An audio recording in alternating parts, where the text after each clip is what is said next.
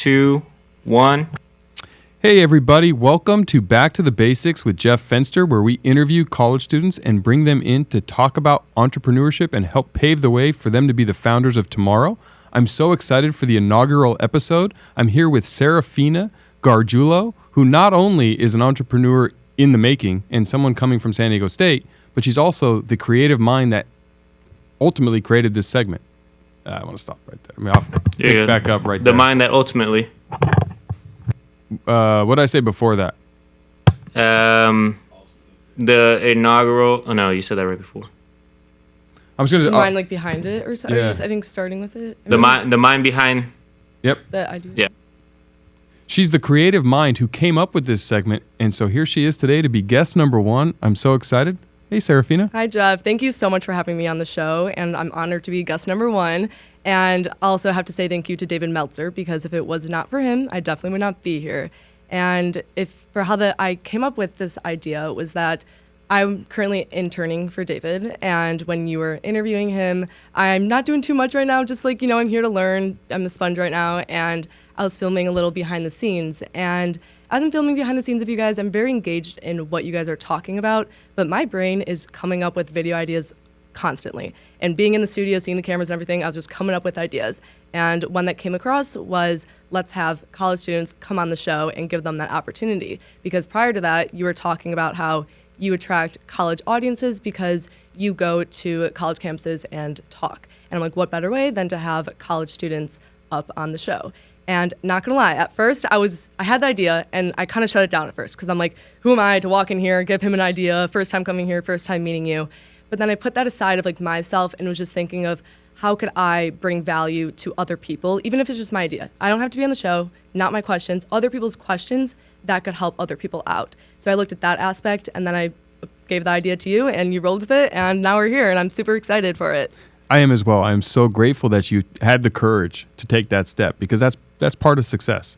The point of my show that David was on is the success formula and what those metrics are and what those things are. And the fact that you took that step, I mean, this is awesome for me as well. We get to have some fun. I get to meet a bunch of aspiring and future entrepreneurs, and you get to be the mind that creates this whole segment. Hopefully, I mean, you were producing a few of our other episodes. Yeah. So it's going to be great to spend more time with you and have that mind that's coming up with all these video ideas. And let's be honest, I mean, you also have your own YouTube channel. Mm-hmm. Yes, I do. I'm kind of working on 2 right now. I have like my own personal one that I'm working on, but that one's just like testing out the waters to see what I like to do rather than like niching down right now.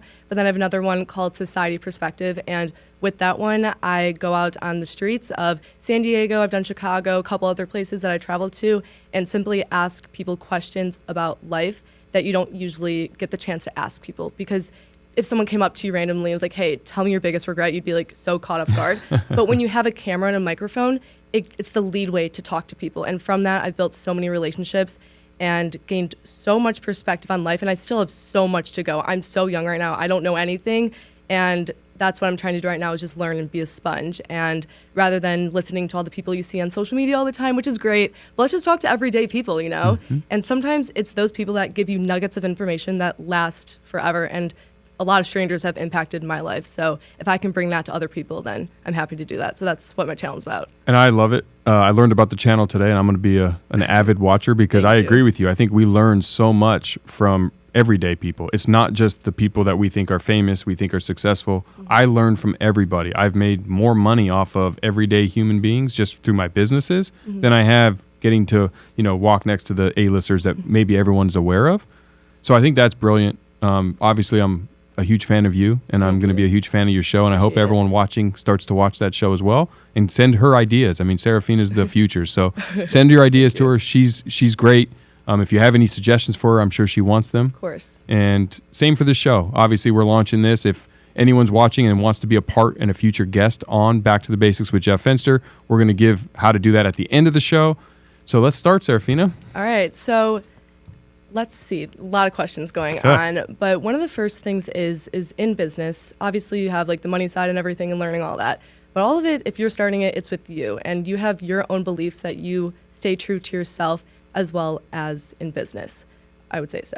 And one of the things turning it to college is college, when you enter, it's a new world, new environment, new people, you're exposed to many different things. it is very easy to get pulled in many directions of people to say, go do this, think this, say this. With all of this noise going on, how does one stay true to their own beliefs with all of the noise going on in college? I think it starts first making sure that you have clarity of what your beliefs are. And I know it doesn't sound like the most fun exercise, but write them down. I write down my 5 core values. I know them on the back of my hand, so I know who I am and what I'm standing for. If you don't really know, it's really hard to stay the course. So I would say step 1, identify what those are, what you believe they are today. And they're going to change. You're going to evolve and grow as a person. I mean, you're coming into college from a child, and you're now either 17 or 18 when you start college, and you're evolving into this young adult that's going to then take on the world, and you are being exposed to so many different ideas, cultures, opportunities. So you don't want to tune out the noise. You want to help the noise shape you. And so if you realize like, hey, I stand for this, I'm going to look at every opportunity through that lens, and does that help me be a better version of this? And so I do that in business too. I mean, that's the same issue you're dealing with and discussing in college, you're going to deal with in the real world, especially as you start your companies, because you have a team of people that maybe work for you that have ideas. You have the real world telling you your idea, something. If you're doing something that's never been done, everyone's going to tell you it's not going to work. I mean, imagine the person who came up with Twitter, right? Or Facebook. I think they're crazy. Or Google. You think they're crazy. Like they're actually delusional, but those are the people that are on a different frequency than you, and no one can understand it but yourself. Only you can visualize it. Correct. Elon Musk is crazy. You're going to do what? Reusable rockets? No, can't be done. But then it's done. So you don't want to stifle that. You don't want to not listen to the noise because that's going to help shape you. But at the same time, you need clarity on you. And it's an important exercise. And when you know you, from there, you can start to really grow. And I don't expect 18-year-olds to know themselves. I don't expect 40-year-olds to know themselves. Like, we're always changing. But you can say, hey, today, at this age, at this point in my life, Serafina stands for blank. Who am I, and who do I want to be? And then, okay, you hear some noise, you have an opportunity. Does that help me get to who I want to be? And does that go against who I am? If the answer is yes, tune it out. If the answer is no, embrace it. Got it. Definitely. And I think that's a great perspective to have. And something with beliefs is that they're constantly changing because you are having new opportunities, new people. And if someone is in college and they want to shift their paradigm that they're currently living in, how would they shift their own paradigm that they've been stuck in without getting judged by other people? Because some people would look at them like they're crazy. Like, what are you doing? Why are you doing that? Come party with us. Come do this. But you're like, no, I don't want to do that. I want to stay true to myself, or I want to change and become a better version of myself. I can answer the first part, but the second part, without being judged, I can't solve that one. You will be judged. Being judged is part of it. It's unfortunate. It's a judgy world. I mean, we judge everybody. Even our siblings, our parents judge us. We judge our parents. Oh my God, my mom's going to embarrass me. Yeah. That's judging. We don't understand that we all come from a different perspective in a different era. That being said, if you want to make a shift, you have to take immediate decisive action. So my core values for me are make friends, have fun, take immediate decisive action. Kaizen, get 1% better every day and be change ready. Which means that fifth one and the third one, take immediate decisive action and change ready, means I'm willing to redefine myself at any moment. And I'm willing to take an immediate, like what you did with me and this show. Take the immediate action. Ask the question. Worst case, you get made fun of. Listen, I know it hurts in the moment. I know it's embarrassing. I know we want to be cool. We want to fit in.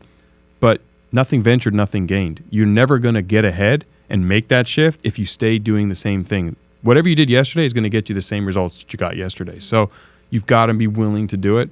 And being judged just means people judge because either they're too afraid to do what you're doing, they don't understand it yet, or they just don't like the idea that you're growing and they're not. And majority of people aren't growing. So I don't like being judged any more than anyone else. And going on social media and exposing that to the world and doing shows, trust me, I have friends make fun of me all the time.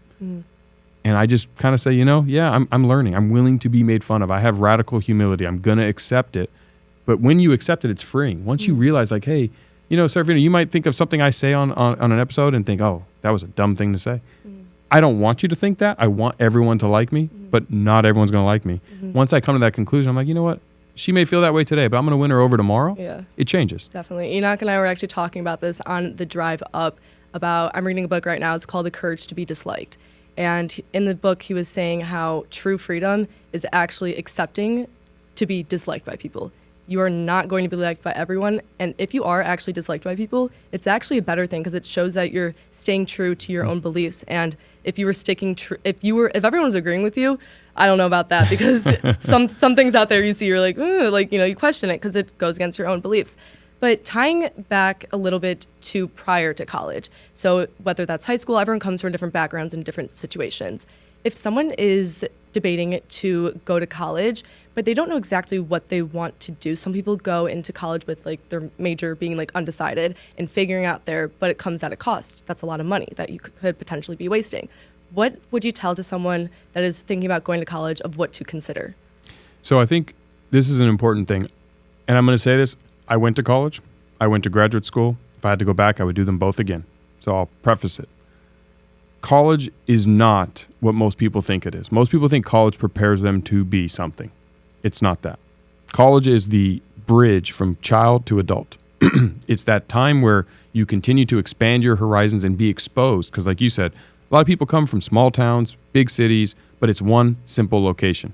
Then they leave that nest, they leave that small, tight community, and they get exposed to this big, massive university with all these strangers from all over the world.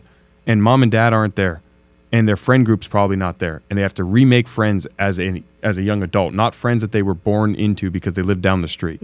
So the Jeff Fenster I was at 17, the Serafina you were at 17, we now have to go into the world and make new friends, new relationships. And so if you look at college as like, I'm going to college and I'm going to go get my MBA when I'm done and I'm going to go work on Wall Street, that's great. College is not going to get you ready for Wall Street. You want to be a doctor, undergrad's not going to get you ready to do surgery.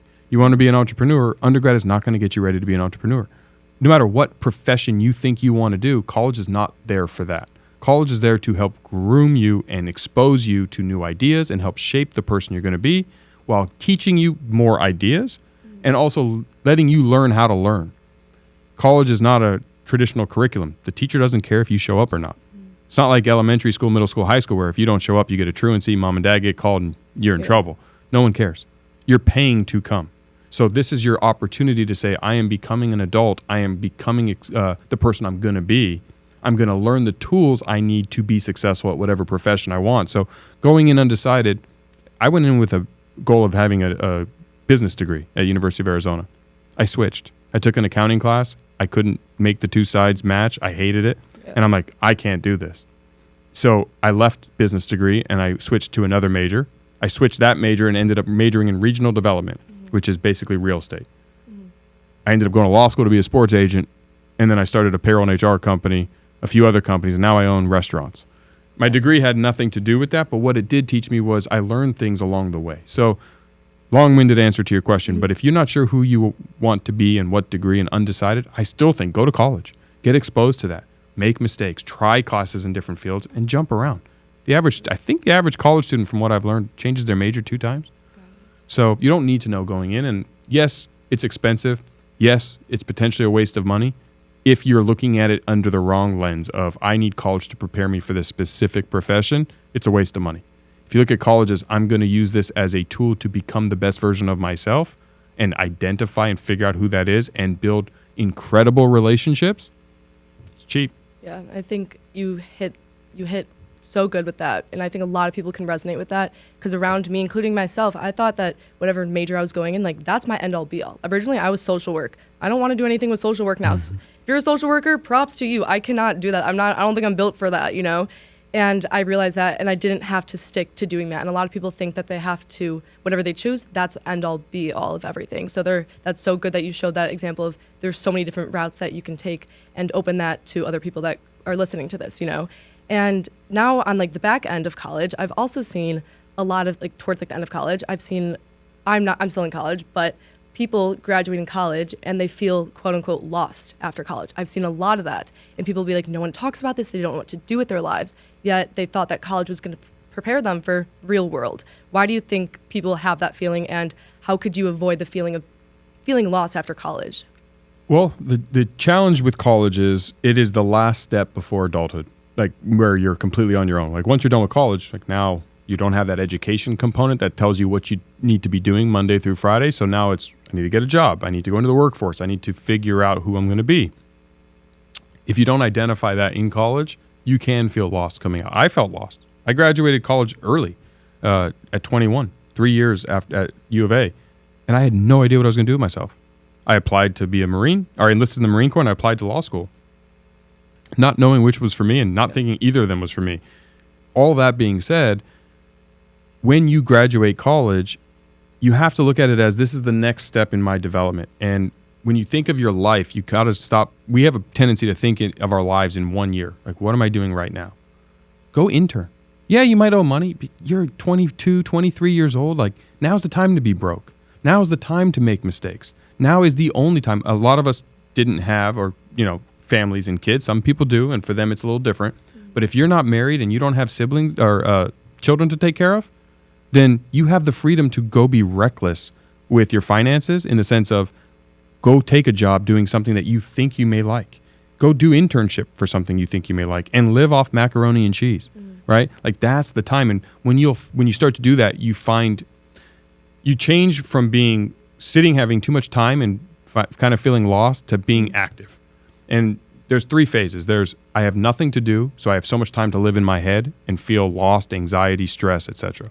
There's the active, where you're so busy being busy, you're not being productive. You're just being busy, but you don't have time to think about being lost. You're just busy, and you feel like I have no time, but I'm not getting ahead.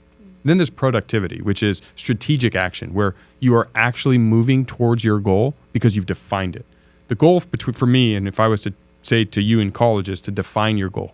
Define what you want to be. If you can't figure it out after 4 years of college, do something else. Try a job, try a profession, get into something, see if it's for you. Change, jump around, travel, figure those things out. But don't feel stuck where you need to know who you're going to be at 22.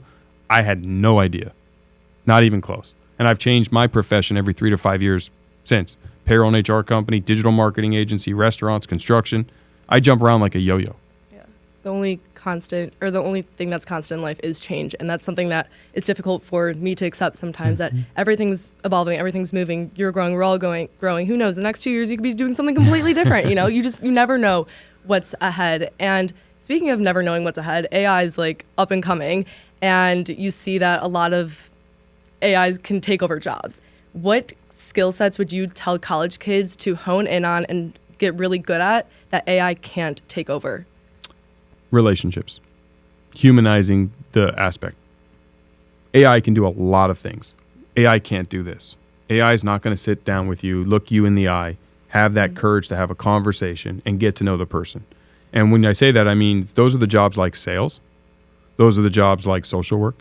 Those are the jobs like any job around empathy and compassion. Someone has to run the AI for now, but AI is going to take a lot of the mundane jobs away. Robotics is going to unfortunately do a lot of those same things. So we have to start thinking about our career in a way of what humans will always want is a human connection. So any profession around human, it starts there. And unfortunately, what I see with too many college kids today is they've lost the ability to have actual communication. It's text or email. Even my own daughter, like my youngest daughter, she's 11. She's more comfortable texting me questions than asking them when she doesn't know what I'm going to answer. Yeah. Like, can I sleep out at a friend's house? She'll text it to me when she's in the house. And she's like, well, I was scared you were going to say no. It's like, you need to remember we're humans. Yeah. We got to get back to that.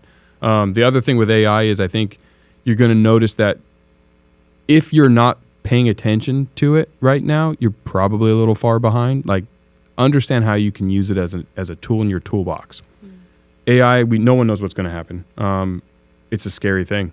I think it's going to replace a lot of jobs, and it's going to make the way we think about jobs different. So start to play with it, start to use it, use it to answer questions even that you're going to write an essay. Like, ask it the question. Don't copy it and plagiarize it. You get in trouble for that.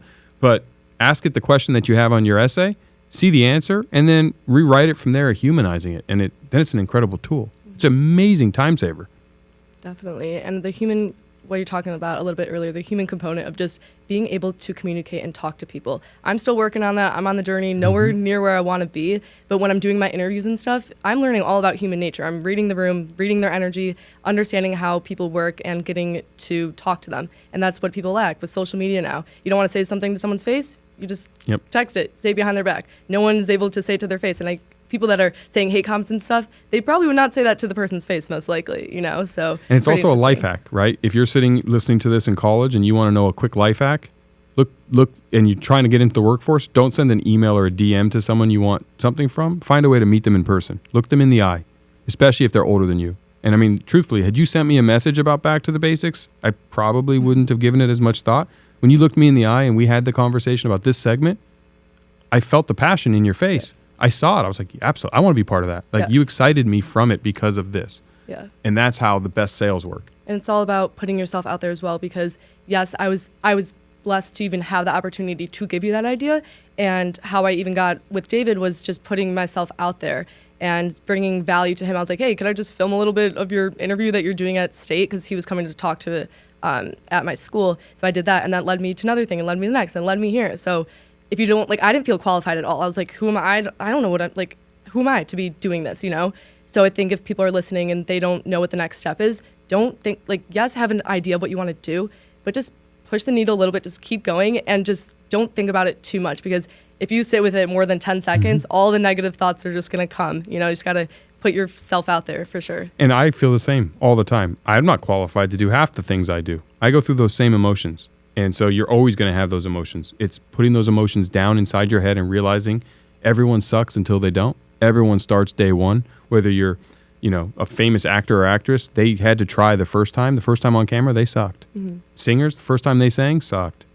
CEOs sucked. We all suck. And that's okay. Embrace the suck. Recognize, like, hey, you know what? We're going to do it. I'm going to try. And if I get shot down, who cares?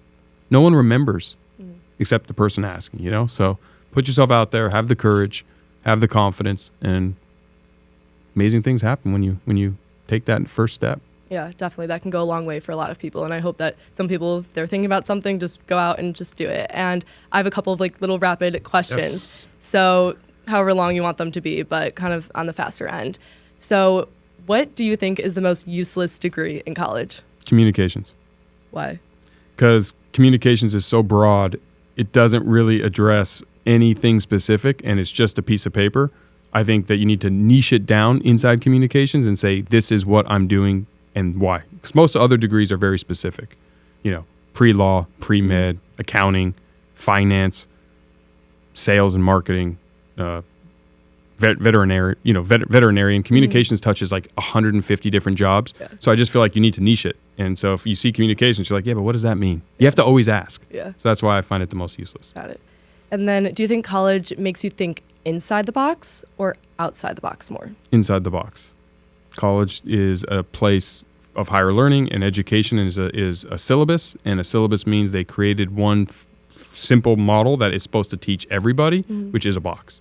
Thinking outside the box means you just start to think, and whatever happens, happens. And that's one of my secrets to success in entrepreneurship is when I come into an industry, I like to come in with zero experience. I think experience is the most overrated prerequisite to being successful in starting a company.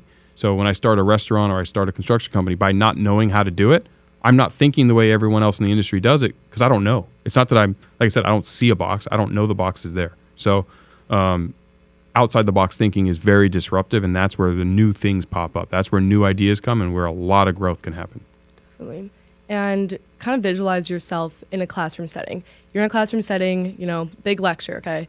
And you have your professor in front of you, and he starts pushing, I would say, more like political beliefs onto the students. What would you do in that situation? I get asked this. I get brought into political conversations. Yeah, it doesn't. I'm not saying to get into that, but I'm just saying, like, in college, of like, because technically you're supposed to do what your teacher is teaching you, but when you have to write a paper and you don't agree with the political side of what they're saying, what do you do with that? I write the paper. In law school, what you do in law school, what law school is different is you have a set of facts and they make you argue one side or both sides. Did Tommy steal the balloon? Argue that Tommy did. Did Tommy steal the balloon? Argue that Tommy didn't, which means you have to always be writing about things that in a view that you disagree with. And that style of thinking is so powerful. So if I'm in a class and the professor is political on one side and wants me to be on that side with him or her for the purpose of this essay or exam, I'm going to put myself in that position and I'm going to argue the strengths of that case. And I'm going to pretend that I believe in it, even though I don't, because I'm in their class and I need to get ahead. I don't need to always, there's a saying, if I leave you with one thing from this episode, this has saved me so much money and it made me so much money. And it's a simple question. Would you rather be right or would you rather win? If you'd rather be right, fight the fight. Tell them, hey, I don't agree with this politically. Walk out. Don't do the test. You win. You get to be right. If you'd rather win, just do it. Because guess what? You still get your beliefs tomorrow. No one's forcing you to change your beliefs. They're forcing you to pretend like you believe in something else. So you're an actor for a course. Who cares? There's a lot of things I don't agree with that I have to do, but I do them because I want to win. And for me, winning is getting ahead and not, creating a lot of turmoil. So if a professor in a class or in any situation was political against my views, religious against my views, as long as it wasn't something like, I'm not going to do something that completely is against my morals, but politics is more of a broad thing. Mm-hmm. I'm not going to talk about, terrorism or things like I'm not going to be a terrorist. But as far as politics aside, like those are the areas I just always remember. Would you rather be right or would you rather win? I always would rather win. So I'll be a chameleon. I'll dance the dance for the professor. I'll laugh about it. I'll tell my friends, I can't believe I'm writing this. This is crazy. People post about that. And have fun. If they have like a certain political standpoint, they're like, I'm currently trying to write an essay right now. To get an A, I got to be a whatever on the other side right now. It's just so funny. But that's such a valuable tool. If you can put yourself in the shoes of your opponent, of a differing view, when you get into the real world and you're dealing with real world problems, the ability to see it from a perspective that you disagree with and fight their fight, guess what? You know what they're fighting for. So now you can reverse engineer it and pick it apart and manipulate the situation back so you can win later. It's a phenomenal sales tactic. It's a phenomenal manipulation tactic, and it's a great thing to hone. So look at it as a way to learn that and not the politics side. Definitely. And my last question is, if you were, Jeff, you're in charge of the whole college education system. Okay. What is one thing that you would change about it that would change all future generations with college? I would completely change general ed. To me, general ed would be how to buy a house in America, how to take out credit and use credit effectively, how to invest in stocks and crypto and other assets, so investments, and how to succeed financially. And then the final one was every single person would have to have an internship. You'd have to have an internship at least 2 of the years, in my opinion, if not all of them. And by doing that, we're actually creating a system to enable people to go into the real world. I am blown away at how many young adults that leave college that don't know about credit, they don't know about investing, they don't know about personal finance, and they've never done an internship. So they're coming out with this piece of paper, but unfortunately, it's the same as a high school degree at that point. You don't know anything. And we live in a capitalistic society in America. We're built on capitalism. So the one thing that we all need to learn is how money works. It's a voodoo topic that everyone's afraid of, whether you're a teacher or you're an entrepreneur, I don't care. Money is everything in America. So if you don't understand how to invest your money and have it work for you, you're never going to get ahead. You're always going to be upside down. You're always going to be a slave to the man or the woman and living paycheck to paycheck. You've got to understand these things. And I don't think we're teaching our youth that. And then the internship, because college, like I said, it's just teaching you how to define yourself by doing an internship with a real company. Whatever field you're in, if you're a veterinarian, go be an intern at a vet. Being exposed to it gives you a taste for what your whole life is going to be about, and make sure that A, you like it, B, you understand what are the tools, skills that I need to hone, and 3, it's giving you the relationships with actual people in the workforce. So I think if college did all those things, we would set a lot more young adults up for success. You would definitely save a lot of people if you're in charge of that, because the basics that a lot of people don't know, and I'm still learning myself because college is not teaching me that. No. I'm learning some stuff that I'm looking at. I'm like, why? Literally, why? I get if I had a passion about it, but I'm kind of in the direction I'm kind of know my passion. Yeah, I can get exposed to new things and learn new things. But if I know kind of the route I want to take, I'm going to go on it and just see how far that can take me. I don't want to be spending my time an hour learning about something I literally do not care about. And I think what you said would just be so much more beneficial to a lot of people. And that's the importance of just learning from other people and outside sources for sure. Well, Serafina, this was so fun. I'm so excited for this segment. I'm so grateful that you came up with it and had the courage to bring it to my attention and help me launch this whole thing. We're excited to bring on other students from around the country and bring them here into studio to ask questions and really give back to the collegiate group of future entrepreneurs. If you're watching this, also, please be a fan of her show. We want to support all of our guests, and Serafina is a future leader, and so we are so excited. Thank you so much, Serafina. Thank you, if anything, for taking the time to do this, and I deeply and so appreciative of everything that we talked about, so thank you.